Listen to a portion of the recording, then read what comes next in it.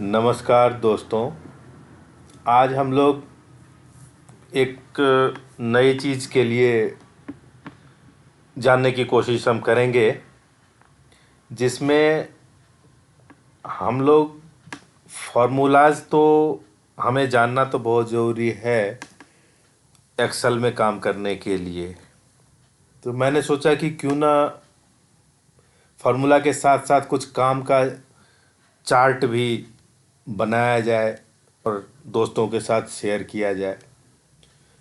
तो यहाँ हमने लिया है कि टीडीएस शीट को ऑटोमेटेड फुल्ली ऑटोमेटेड बनाने का फॉर्मूला हम लोग जानने की कोशिश करेंगे। पहले मैं आप लोगों को मैं इंट्रोड्यूस कर रहा हूँ, ज़रा ध्यान से देखिए। सबसे पहले आपको इस शीट के अंदर हम सेक्शन सेलेक्ट करेंगे कि हम किस सेक्शन के अंदर हम टीडीएस डिडक्ट करना चाहते हैं। सपोज़ कि आपके बहुत सारे सेक्शंस इसमें दिया हुआ है। इन सेक्शंस में से आप मान लीजिए कि आप 194C को सिलेक्ट करते हैं, जो कॉन्ट्रैक्टर का होता है। अगर आप अकाउंट्स प्रोफेशन में हैं या अकाउंट्स प्रोफेशन में आना चाहते हैं, तो आपको या तो पता होगा कि 194C कॉन्ट्रैक्टर के बेस पे टीडीएस काटने के लिए ये सेक्शन इनकम टैक्स द्वारा प्रोवाइड कराया गया है। यहाँ एक प्रोप्राइटरशिप बिजनेस को हम सिलेक्ट करते हैं, तो आप यहाँ आपको देखने के लिए मिलेगा कि नॉन कंपनी ऑटोमेटिकली आ चुका, उनका पैन नंबर आ गया। अब पैन नंबर मैं उनका फुल इसीलिए नहीं दिखा सकता हूँ क्योंकि हमें किसी के डेटा को पब्लिकली करना हमारे लिए सही नहीं रहेगा, इसीलिए हमने कुछ आइटम्स को हाइड कर दिया है। अब इसमें आगे बढ़ते हैं इस फुल्ली ऑटोमेटेड शीट को समझने के लिए। अब जैसे कि जहां हम कर्सर रखेंगे आपको थोड़ा कुछ हिंट मिल रहा है। जैसे हमने F4 यानी इस सेल में हमने रखा है, तो हमें हिंट मिल रहा है अपडेट मी केयरफुली। अब इनको हम सावधानी पूर्वक जो है हम अपडेट करेंगे। किसी भी सेल में आप रखें तो आपको कुछ मैसेज देखने को मिलेगा, hey don't disturb me, fill your data in blue cells. यानी ब्लू सेल्स जो आपको जहाँ जहाँ दिख रहा है सिर्फ उन्हीं सेल्स को फिलअप करना है। अदर देन ब्लू सेल्स को आपको डिस्टर्ब नहीं करना है। हर एक सेल आपको इंटीमेट करेगा कि क्या इसमें आपको कुछ फिल करना है, नहीं इस कलर में नहीं करना, यहाँ करना है। हमने इन दो में हमने तो सिलेक्ट कर लिया, ड्रॉप डाउन लिस्ट के थ्रू हमने तो कि इस सेल के अंदर जब हमें कह रहा है कि अपडेट मी केयरफुली, यानी इस डेट ऑफ अमाउंट पेड और क्रेडिटेड। मान लेते हैं कि हमने 2 जनवरी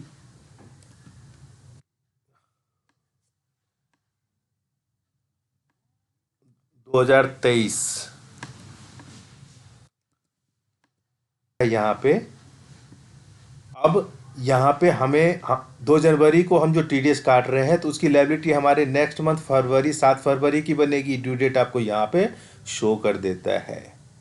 उसके बाद यहाँ हमने बिल नंबर, आपका सवाल होगा कि टीडीएस के कैलकुलेशन में हमें बिल नंबर की क्या ज़रूरत है। दोस्तों, आपको मैं ये बता देता हूँ कि इनकम टैक्स के कुछ शेड्यूल में जब हम 3CT फॉर्म फिलअप करते हैं, तो वहाँ पे हमसे ये पूछा जाता है कि किस अमाउंट पे आपने टीडीएस काटा है। उस अमाउंट को हम यहाँ पे लिखते हैं कि सपोज़ कि हमने 1 लाख रुपए के ऊपर हमें टीडीएस काटना है। अब 1 लाख के ऊपर हम टीडीएस तो काटते हैं, लेकिन जब हम 18% चल रहा है तो 18% जो कैलकुलेशन होता है उस पे हम टीडीएस नहीं काटते हैं, उस पे हम टीडीएस नहीं काटते हैं। बिल अमाउंट बन जाता है आपका 1,18,000 का।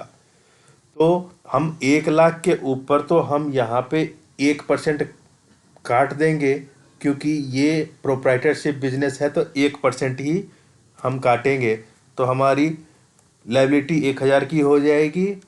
हमने 1 लाख रुपए के ऊपर काटना है, यानी 1 लाख में टीडीएस तो 1,000 रुपये हम काट लेंगे, 99,000 हम उनको पे कर देंगे, और 99,000 प्लस 18,000 हम उनको पे कर देंगे। अब यहाँ हम समझने की कोशिश करते हैं कि हमने यहाँ पे बिल नंबर क्यों लिया। आपका सपोज कि कोई बिल नंबर 2223, आपका सपोज कि ये आपका बिल नंबर होता है, ये इस फॉर्मेट में बिल नंबर है। तो अब आपको बिल कितने का मिल रहा है, तो 1,18,000 का क्यों मिल रहा है, तो बेसिक अमाउंट आपका 1 लाख रुपए है जो कॉन्ट्रैक्टर ने आपको सर्विस दिया, उस पे जीएसटी लिया आपसे 18,000 रुपये, यानी बिल आ गया 1,18,000। हम 18,000 के ऊपर, क्योंकि टैक्स के ऊपर टैक्स तो हम नहीं जमा मतलब डिडक्ट करेंगे, तो हम तो अपने खर्चे के ऊपर टीडीएस डिडक्ट कर रहे हैं। हमें पे कितना करना है, तो टीडीएस काटने के बाद यानी 1 लाख में से 1,000 माइनस करने से हमें 99,000 बनता है। 99,000 प्लस 18 हम पे करेंगे, जबकि उनका बिल अमाउंट है 1,18,000 रुपये। तो जब हम 3CD में हम डिटेल बनाएंगे तो हमें शो करना पड़ेगा कि हमने 1 लाख रुपए का सर्विस लिया था, जिसके ऊपर हमने टीडीएस काटा 1%। हम ये डिटेल लेते हैं कि आगे जब आप 3CD जब देखेंगे तो आपको पता चलेगा कि हाँ इन इन्फॉर्मेशन की बहुत आवश्यकता है, जो हमें बाद में फिर से बनाना पड़ता है और हमें कुछ ज़्यादा ही समय लगता है। तो ये भी सॉल्यूशन आपको यहाँ से मिल रहा है। और अब आगे बढ़ते हैं कि रेगुलर है, कोई डिलेड पेमेंट। अब यहाँ पे डिपेंड करता है कि जैसे अभी हम 31 जनवरी में चल रहे हैं। अब 31 जनवरी तक अगर हमने 2 जनवरी को काटा है, हमारी लायबिलिटी बनती है 7 फरवरी की। तो यहाँ हम 31 जनवरी तक पेमेंट करते हैं तो नो डिले होता है। अगर इसी में अगर हम इसको 7 फरवरी को अगर हम जमा करते हैं, 7 फरवरी को भी जमा करते हैं, तो हमारे ऊपर कोई इंटरेस्ट की लायबिलिटी नहीं है। लेकिन दोस्तों यहाँ देखने की चीज़ है कि जब भी हम 7 तारीख यानी जो ड्यू डेट है उस डेट को अगर हम मिस कर जाते हैं और हम क्या करते हैं कि 7 के जगह पे हम 8 तारीख को इस लायबिलिटी की पेमेंट करते हैं, तो क्या होगा दोस्तों। अब देखिए कि एंटर करते ही ये 30 रुपये की लायबिलिटी इंटरेस्ट में खड़ा कर दिया। अब हमें सिर्फ 1,000 रुपये नहीं जमा करके अब हमें 1,030 रुपये जमा करना पड़ेगा, क्योंकि हमारा जो इस डेट की लायबिलिटी के ऊपर जो ड्यू डेट था उसको हमने पार कर दिया है एक दिन को के लेकर के, इसीलिए 30 रुपये की लायबिलिटी खड़ा कर दिया। इसीलिए मैं कहता हूँ कि आपको यहाँ फुल्ली ऑटोमेटेड चार्ट देखने को मिल रहा है। अब आगे भी है कि जब हम चालान 7 तारीख को हमने पे कर दिया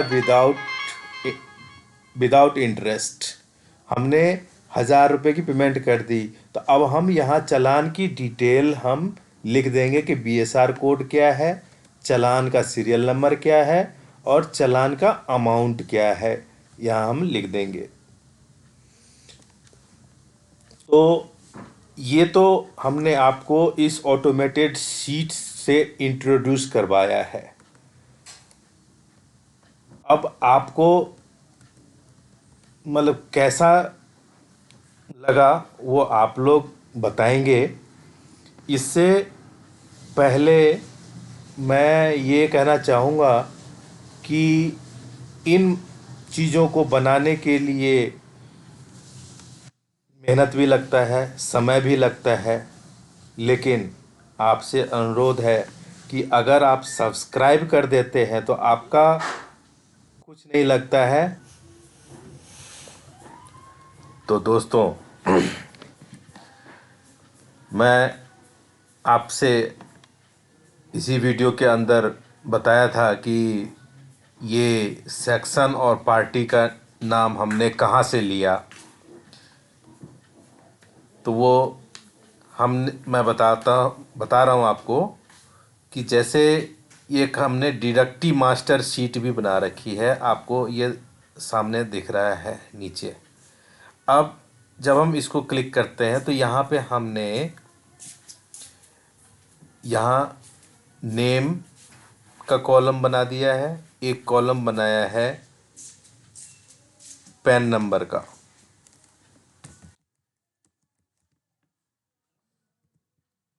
उसके बाद तीसरा कॉलम बनाया है स्टेटस का, कि इसमें इंडिविजुअल है या क्या स्टेटस है इनका। और तीसरा हमने सेकंड स्टेटस भी एक बनाया है, जिसमें क्लियर किया है कंपनी है नॉन कंपनी है क्या स्टेटस है, वो हमने यहाँ बनाया है। तो अब इस शीट के अंदर ये पैन नंबर्स का को एक लिस्ट के रूप में हमने तैयार कर दिया है, जो यहाँ पैन नंबर भी ऑटोमेटिकली आ जाता है। और ये नॉन कंपनी यहाँ से उठ करके आ जाता है। फिर अब ये सेक्शन के लिए भी हमने एक शीट पे हमने सेक्शन भी मेंशन कर रखा है, और वहाँ से हमने लिस्ट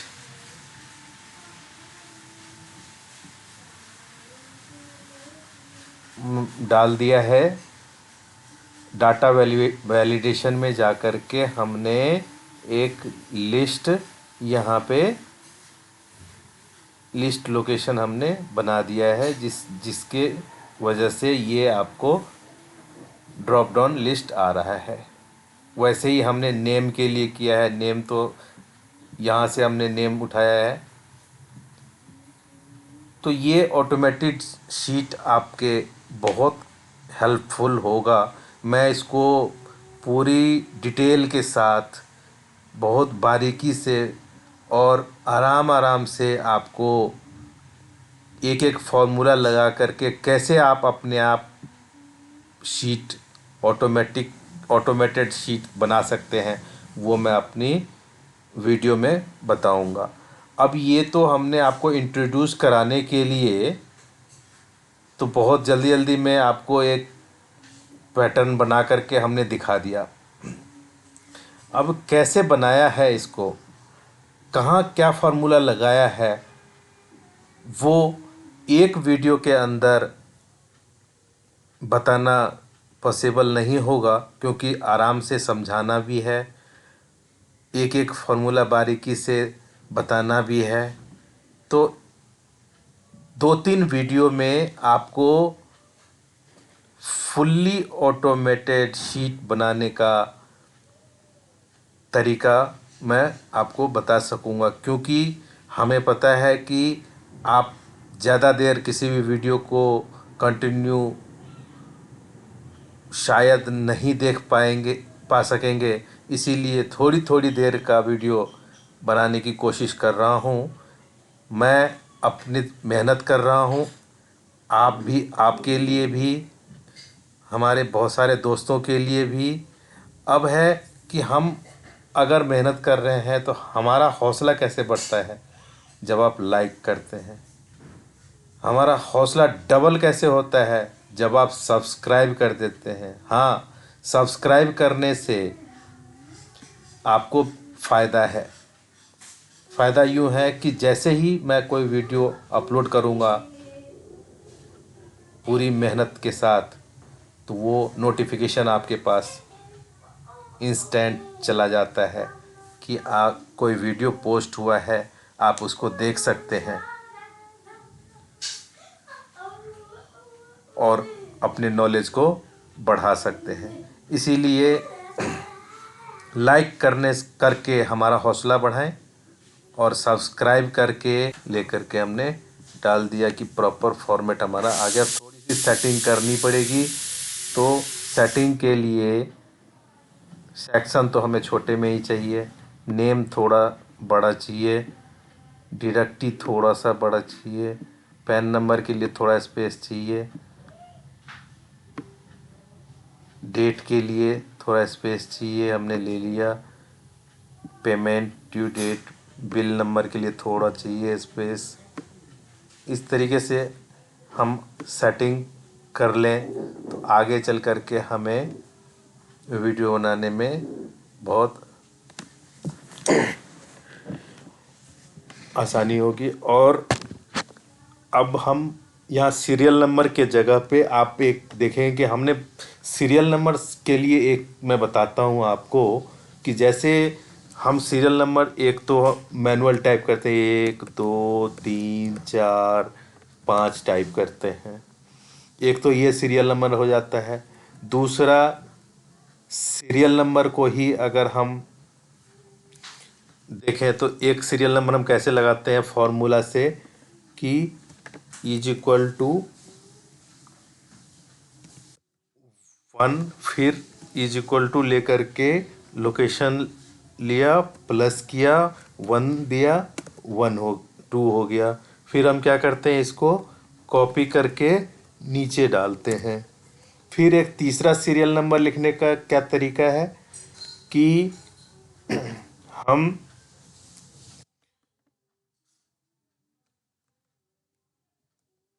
ये, और एक है कि जैसे हम लिखते हैं रो, ब्रैकेट शुरू, ब्रैकेट क्लोज, और माइनस कर देते हैं कि जैसे अगर हम C4 के रो में अगर मैं फार्मूला लगा रहा हूँ तो जस्ट इसके ऊपर कौन सा नंबर आता है, तो 3 आता है, तो यहाँ पे हम 3 डाल दें तो एक सीरियल नंबर हमारा यहाँ आ जाता है। फिर इसी को कॉपी करके हम नीचे लेते हैं तो ये आ जाता है।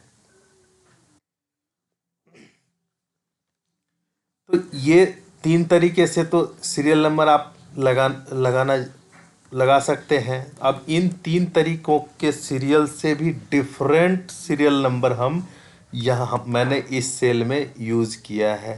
तो कौन सा यूज़ किया है वो मैं आपको अभी बता रहा हूँ। जैसे 3 तरीके से ये सीरियल नंबर तो आ रहा है यहाँ पे आपके पास। अब मैंने एक अलग तरीके का फॉर्म मतलब सीरियल नंबर मैंने ऑटोमेटेड शीट में इस्तेमाल किया है जो मैं आपके साथ शेयर कर रहा हूँ। इज इक्वल टू आपने सब टोटल का फॉर्मूला मैं लगा रहा हूँ सीरियल नंबर के लिए। अब आप थोड़ा सा आश्चर्य कर रहे होंगे कि ये कौन सा सीरियल नंबर होगा, ये तो सब टोटल तो टोटल होता है। लेकिन नहीं, थोड़ा ध्यान दें, सीरियल नंबर ही आएगा। अब मैं ब्रैकेट सब टोटल लिख करके हमने ब्रैकेट स्टार्ट कर दिया। अब हम यहाँ पे 103 ले लें या सिर्फ 3 लें, एक ही बात है। 103 आप देखेंगे कि 3 पे कौंटा आ रहा है और 103 पे भी कौंटा आ रहा है। तो इसीलिए आप दोनों में से कोई भी ले सकते हैं। मैंने 103 लिया। ये लेकर के अब मैं क्या करूँगा यहाँ पे कि लोकेशन लूँगा पार्टी नेम का। पार्टी नेम यहाँ आ रहा है उस C4 में, यहाँ C4 ले लिया मैंने। फिर इज2 का सिंबल डालेंगे, C4 अपने आप आ गया। हमने इज2 का शिफ्ट कॉलन के बटन को क्लिक करने से हमने इज2 लिया है। तो वो लेकर के अब यहाँ थोड़ा सा एक काम करेंगे कि ये जो C4 दो बार आ रहा है, तो पहले C4 के साथ हम एक F4 बटन क्लिक करके लॉक कर देंगे। इसको लॉक करके फिर हम लास्ट में आकर के ब्रैकेट क्लोज करेंगे और एंटर कर देंगे। तो अब हम क्या देख रहे हैं कि हमारा यहाँ पे 1 आ गया। अब ये 1 आ गया, अब इसको भी नीचे कॉपी ले करके, इसको यहाँ से कॉपी लेकर के यहाँ तक ले लिया हमने। अब आप कहेंगे कि 1 2 3 4 5 आ गया, इस सब टोटल से कैसे आ गया, जबकि ये भी एक फॉर्मूला है दोस्तों। अब मैं आपको एक, समझिए कि मैजिक समझ लीजिए, आपको देखने को मिलेगा कि यहाँ पे हमने जो 1 2 3 4 लिखा था मैनुअल लिखा, यहाँ जो लिखा लोकेशन लेकर के हमने 1 2 3 4 लिखा, यहाँ हमने रो कॉलम इंसर्ट करना होता है। एक रो हमें इंसर्ट करना है बीच में। जब हम रो इंसर्ट करते हैं तो क्या होता है, जब हम रो को इंसर्ट करते हैं तो क्या होता है, अब आपको यहाँ देखने को मिलेगा। अब यहाँ पे 1 2 3 4 5 6 तो आ गया, यहाँ 6 तक आ गया, 1 से लेकर के 6 तक आ गया। इसमें क्या हुआ कि 1 2 3 3 दो बार 3 3, यहाँ मिस्टेक हुआ। फॉर्मूला में आप ध्यान से देखें दोस्तों, यहाँ क्या हुआ, इस फॉर्मूला में जिसको हमने मैनुअल टाइप किया था तो दो बार 3 3 रो इंसर्ट करते ही दो बारी 3 3 आ गया, जबकि ये सीरीज कंटिन्यू है, कहीं कोई मिस्टेक नहीं है। अब 1 2 2 यहाँ दो जो है दो बारी रिपीट हो गया, यानी ये दोनों फार्मूला हमारे लिए बेकार हो गया। ये इसमें तो फार्मूला है नहीं, ये इसमें तो फार्मूला है लेकिन ये बेकार हो गया। अब ये 1 2 3 4 5 6 ये भी डिस्टर्ब नहीं हुआ दोस्तों, ये भी, ये दोनों फार्मूला बहुत, मतलब ये फार्मूला और ये फार्मूला, ये दो फार्मूला काम के लगते हैं। अब आपको एक और जादू दिखा रहा हूं कि हमने इसको किससे लोकेशन लिया था, तो सी कॉलम से हमने लोकेशन लिया था। अब सी कॉलम में है, ये सब तो बेकार के सीरियल नंबर है, ये किसी काम के नहीं है, तो इसको डिलीट कर देते हैं। डिलीट करेंगे तो क्या आएगा, ये सारे के सारे जीरो हो गए। अब आप कहेंगे कि ये फार्मूला तो बेकार ही है। नहीं जी, बेकार नहीं है, ये फार्मूला बेकार नहीं है, ये फार्मूला तो बेस्ट है ही है, ये फार्मूला भी बहुत बेस्ट है। अब कैसे, इस फार्मूला के अंदर हमने जो एक बारी फार्मूला लगा दिया, तो ये ज़रूरी है कि हमने जब भी कॉलम हम इंसर्ट करेंगे, जब भी एक कॉलम हम इंसर्ट करेंगे तो ये सीरीज़ कभी ख़राब नहीं होगा। 1 2 3 4 5 6 7 ये ख़राब नहीं होगा, लेकिन यहाँ सीरीज़ कोई सा भी नहीं आया। क्यों नहीं आया, हमने यहाँ इसीलिए ये लगाया, ये भी किसी काम के नहीं है, इसको भी हटा देता हूँ, इन दोनों को रहने देता हूँ। अब यहाँ ये कुछ भी नहीं आया, लिया है कि इफ़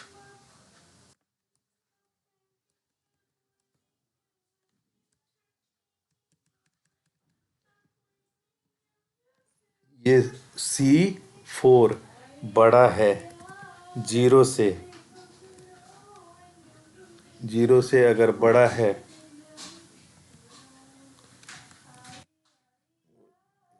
टू जीरो से बड़ा है, तो ये सब टोटल का फॉर्मूला इस्तेमाल करेगा।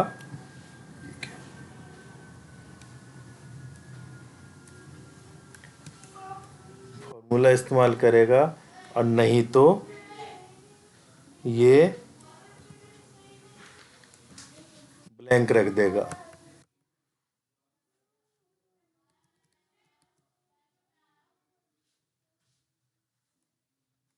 यहाँ हमने एक ब्रैकेट नहीं लगाया,